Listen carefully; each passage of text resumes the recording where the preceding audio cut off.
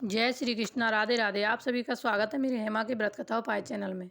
दर्शकों, आज की इस वीडियो में हम आपको सुनाने वाले हैं कार्तिक के महीने में नित्य नेम से सुनते हैं इस धर्मराज की कहानी को। जब भी आप कार्तिक के महीने में कार्तिक नहाती हैं, उनको ये अवश्य ही सुनना चाहिए। धर्मराज जी की कहानी हम आपको सुनाने वाले हैं। चैनल को सब्सक्राइब करें, साइड में ऑल को प्रेस करें हमारी इसी तरह की वीडियो कथा का नोटिफिकेशन पाने के लिए। कहानी कुछ इस प्रकार से है। हम आपको इसमें 5 कहानी सुनाने वाले हैं। सबसे पहली जो कहानी है हम आपको धर्मराज की सुनाने वाले हैं। 2 सेठानियाँ थीं। एक के घर में धन बहुत था पर वह कंजूस थी। दूसरी के पास धन थोड़ा कम था पर मन से बहुत अच्छी थी। रोज सवेरे उठती, गंगा स्नान करती, तुलसी माता, बड़ पीपल सींचने भगवान के मंदिर जाके पूजा करती। धर्मराज सूरज भगवान की कहानी सुनती, भगवान को भोग लगाकर अतिथि को जिमाती, गाय कुत्ते के लिए ग्रास निकालती। दूसरी सेठानी इस धर्मात्मा को देखकर हंसती और कहती, पता नहीं दिन भर क्या करती रहती है। थोड़े समय बाद दोनों सेठानियों को भगवान का बुलावा आ गया। धर्मात्मा सेठानी को तो यमराज ने विमान भेजा और दूसरी को दूत मारते ही ले गए। रास्ते में सेठानी बोली, मेरे को भूख लगी है। तो दूत बोले, किसी को कुछ दिया होगा तो मिलेगा। फिर बोली, प्यास लगी है। दूत बोले, किसी को पानी पिलाया तो मिलेगा। रास्ते में उसे कांटे चुभने लगे, गर्मी लगने लगी, पर दांत तो उसे घसीटते हुए धर्मराज तो उसको घसीटते हुए ले गए। अब सेठानी बहुत पछताने लगी कि सब कुछ होते हुए भी दान धर्म नहीं किया। इतने में यमराज का दरबार आया। धर्मात्मा बुढ़िया को भगवान के पास सिंहासन मिला और वह उस पर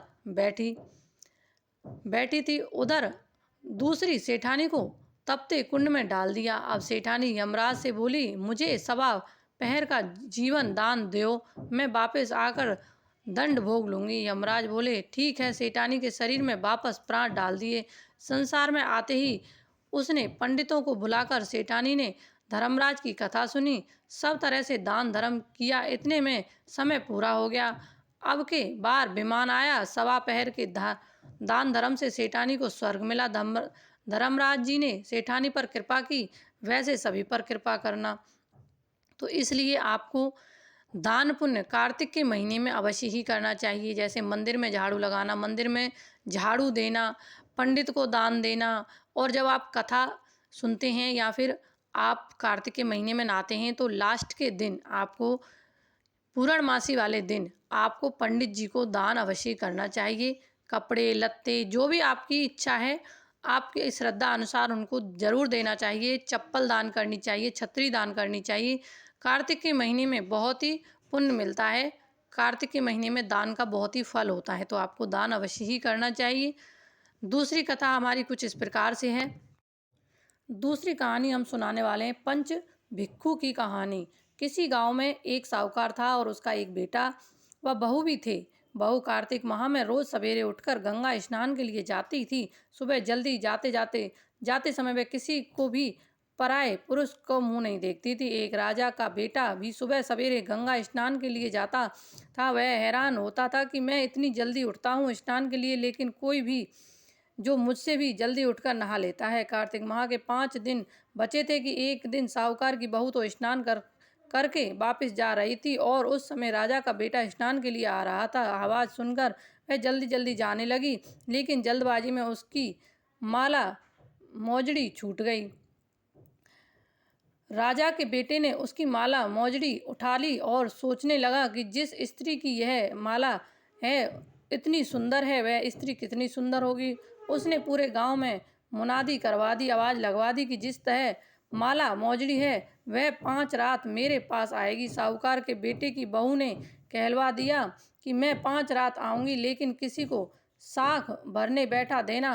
राजा के बेटे ने एक तोते को पिंजरे में बंद कर गंगा किनारे पेड़ पर टांग दिया। बहू सुबह के समय आई, पहली पैड़ी पर पैर रखा और यानी कि पहली सीढ़ी पर पैर रखा और बोली, हे कार्तिक के ठाकुर, राई, दामोदर, पांचों पांडु, छठे नारायण, भीकम राजा, उस पापी को नींद आ जाए। राजा के बेटे को नींद आ गई।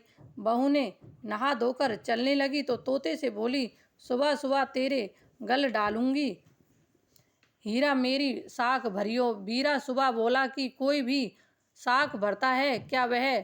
फिर भी बोली, सुबह सुबह तेरे पग घालूंगी, नेवर साख भरियो। मेरे देवर सुबह ने कहा, ठीक है भाभी, मैं तेरी साख रखूंगा। वह तो कहकर चली गई। राजा का बेटा हड़बड़ा कर उठा और सुबह से पूछा, सुबह सुबह वह आई थी, किसी थी, कैसी थी? सुबह सुबह बोला, आभा की सी बिजली हो, होली की सी झल, केला की सी कामनी, गुलाब का सा रंग। अगले दिन राजा के बेटे ने सोचा कि आज मैं अपनी उंगली में चीरा लगाऊंगा, इससे मुझे नींद नहीं आएगी। अगले दिन राजकुमार उंगली चीरकर लेट गया। वह आई और भगवान से उसी तरह प्रार्थना करने लगी और राजकुमार को फिर से नींद आ गई। वह स्नान करके फिर से वापस चली गई।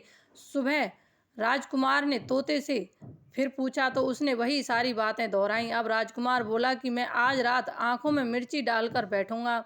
रात में वह मिर्ची डालकर बैठ गया। बहू फिर आई और प्रार्थना कर, जिससे उसे फिर से नींद आ गई।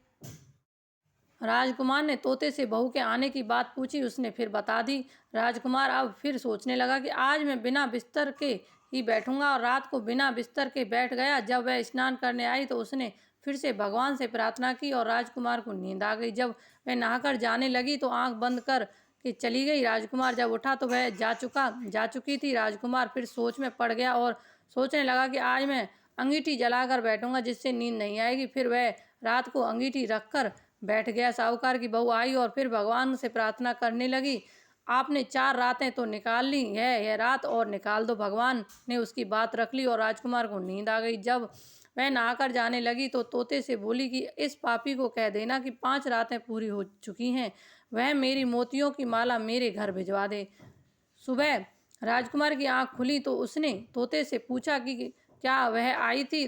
तो तोते ने कहा, हाँ वह आई थी और उसने अपनी माला मंगवाई है। यह सुन राजकुमार सोचने लगा कि वह तो सच्ची थी, तभी तो भगवान ने उसका साथ रखा। सब कुछ समय के बाद राजकुमार को कोढ़ हो गया।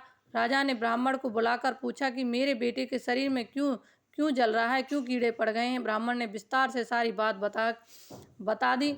राजा को बताई कि इसने क्या किया था। ब्राह्मण ने कहा कि इसने पतिव्रता स्त्री पर बुरी नज़र डाली, इसलिए यह इस रोग से पीड़ित हुआ है। राजा ने इसके ठीक होने का उपाय पूछा तो ब्राह्मण ने कहा कि यह उस साहूकार की बहू को धर्म की बहन बनाए और रोज उसके नहाए हुए जल से यह स्नान करे तो यह ठीक हो सकता है। राजा साहूकार की बहू की माला लेकर साहूकार के घर गया और बोला कि माला आपकी पुत्र वधू की है, इसे ले और अपनी बहू के नहाए हुए जल से मेरे बेटे को नहला दे। साहूकार बोला कि वह तो किसी पराये पुरुष का मुंह तक नहीं देखती, आप उसे इस नाली पर बिठा दीजिए, तब वह ऊपर नहाएगी, तब नीचे इस नाली के पानी से आपका पुत्र नहा लेगा। राजकुमार ने ऐसा ही किया और कुछ समय बाद उसका शरीर चंदन सा हो गया। हे पंच भिखु देवता, जैसे आपने साहूकार की पुत्र वधू का सत रखा वैसे ही सभी का रखना। तो ये कहानी हमने आपको सुनाई। पुनः नहाई पड़वा नहाई 5 रतन पंच तीरथ पंच भीकम नहाई 1 टका मेरी गांठ में सुनियो रघुराई। आधे की लाई आंवला आधी की राई दामोदर सावला जिसने सृष्टि रचाई। राजा के घर उतरी पुत्री बन राजा लाया ब्याह के रानी बन आई। 4 चक्कर 4 मकर 4 दिन की लो, मैं तुझसे पूछूं श्री कृष्ण जी कब निस्तार होए?